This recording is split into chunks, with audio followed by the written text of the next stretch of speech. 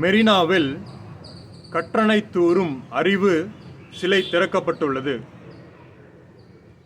திருக்குறளில் வருகின்ற குறள், தொட்டனை தூறும் மணற்கேணி மாந்தர்க்கு கற்றனை தூறும் அறிவு. இதற்கு சிம்பிளான ஒரு உரை என்ன அப்படின்னா, தோண்ட தோண்ட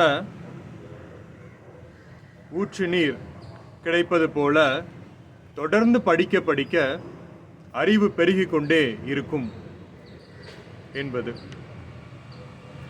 சிந்திப்போம். சிலைகள் வைப்பது அறியாமையா அல்லது அறிவின் முதிர்ச்சியா? தோண்ட தோண்ட ஊற்று நீர் கிடைக்கும், அதை நாம் அனைவரும் பருகிக் கொள்ளும் விதத்தில் அந்த ஊற்று நீர் இருக்க வேண்டும். சிலைகள் வைப்பது தோண்ட தோண்ட குடிக்க முடியாத ஒரு நீர்தான் கிடைக்கும்.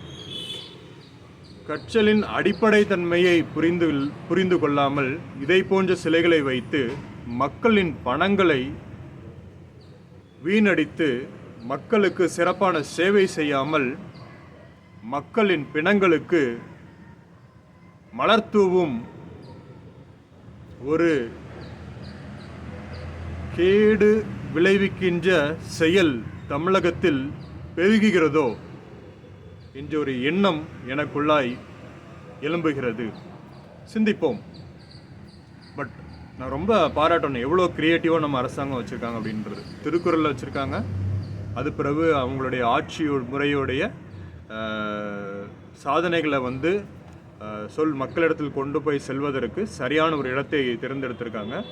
ஸோ எல்லாமே சூப்பராக கனெக்ட் பண்ணியிருக்காங்க. இதுக்காக பாராட்டலாம். ஆனால் தேவையில்லாமல் மக்கள் பணத்தை இதை போன்ற காரியத்திற்கு செலவிடுவதை மக்கள் என்றுமே விரும்ப மாட்டார்கள். எந்த கட்சியாக இருந்தாலும். தமிழ்நாடு அரசின் பணம், மக்களுடைய பணம். இதை தேவையில்லாமல் செலவழிக்கும் எந்த கட்சியும் தமிழ்நாட்டில் ஆட்சிக்கு வரக்கூடாது. ஃபஸ்ட்டே we need to make a clear description. தமிழ்நாட்டில் எந்த ஒரு கட்சி ஆட்சிக்கு 2026 சட்டமன்ற தேர்தலில் வெற்றி பெற்று வந்தாலும் மக்களுடைய பணத்தை தேவையில்லாமல் இதை போன்ற காரியத்தில் செலவிடக்கூடாது என்ற ஒரு முன்மொழிதல் அனைத்து கட்சிகளிடமிருந்து இருக்க வேண்டும். ஒரு சில மக்களை பிரியப்படுத்த வேண்டும் என்று நினைத்து செய்கின்ற காரியங்கள் இக்காலத்தில் வாழும் மக்களுக்கு பிரயோஜனமே படாது. சிந்திப்போம்.